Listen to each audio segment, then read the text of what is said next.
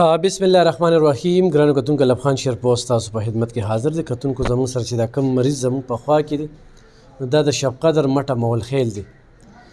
کله چې داسې رنګ وګورئ نو پېژنئ چې د هغه دواړه ګردې خرابې دي. ډېر سخت رنځ دی. خدای دې مؤمن مسلمان د داسې بیمارۍ نه وساتي. دا فایل دی ورسره غونډه فریاد یې وروړی دی او دلته کې راغلی دی. نوم دې څه دی؟ مرسلین خان. مرسلین ته څه بیماري؟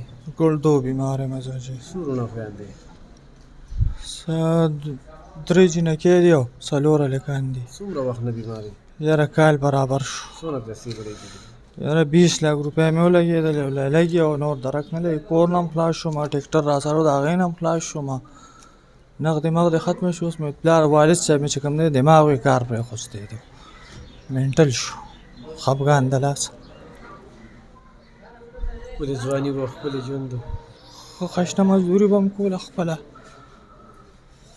یکدم بس اچانک کتونکي انسان ډېر معمولي څیز دی. ښه دا ده ته پته لګي. ټکټر یې هم چلو، د هغې نه هم خلاص شو او ښکلی کار و. نه پلار چې کوم دی ځوان زلمي زوی ته ګوري نو ذهن چې کوم دی نو هغه کار پرېږدي. دی رور دی ښه ډېر راوستی دی، پریشان دی، داسې ده که نه؟ جی زما شازلي خان.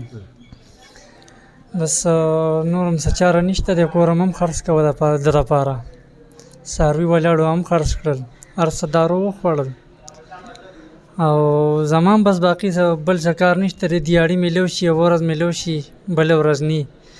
او خپله مې دوه درې بچي دي نو دې خوا دوه مریضان وپالم که خپل بچي وپالم. دغه صدقه نشته دی زما مخکې. پلار هم ذهني دی؟ پلار هم ذهني بیمار شو د له لاسه. همده ته ټینشن واغشته، بس د هغې ذهن لاړه ختم شو. موبایل نمبر دې څه دی؟ 0332 096 2890. ته وایې بیا؟ 0332 096 2890. ته ته خپل نمبر یاد دی؟ 0302 59 31 572. 0302 59 31 572 نمبر. کتونکو دې وخت کې دوی د کرۍ په کور کې اوسېږي، کور هم خرڅ شو دې بیمارۍ دپاره. پلار چې کوم دی ذهني مینټل شو، د دې ځوان دی بیمارۍ ته چې ګوري. دا رور دی، دا هم وله پریشانه دي. خو دې خپل کور خپل بچي وساتي، خپله ښځه وساتي که نه رور. بیا هم ورته زه سلام کوم چې نن د رور دپاره زړه خوږېږي چې دلته مونږ سره په رابطه کې او دې ځای ته راغی. یخ په نیغه مو سره رابطه کولی شي، په دې ویډیو باندې زموږ اکاونټ نمبر ومي موږ ته هم رالیږلی شي. علاج وکړي.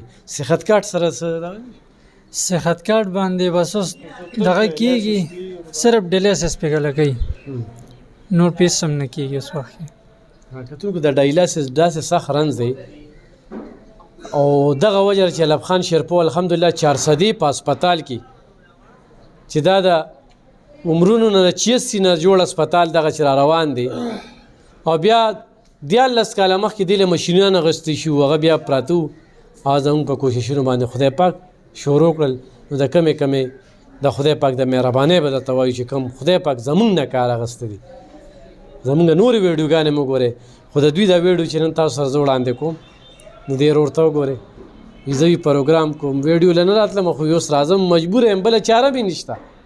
تاسو ته مخامخ کړئ دا دوه به جوړه ځان سره واله زموږ دغه وس دی. صحیح ده، ستاسو ډېره ډېره مهرباني. الله دې تاسو له انشاءالله بیا به خلکو ته ور یادو. انشاءالله الله دې تاسو باندې. کتونکو دې لږ ته وګورئ، دې علاج چې کوم دی یقیني کې ډېره مننه خوشحاله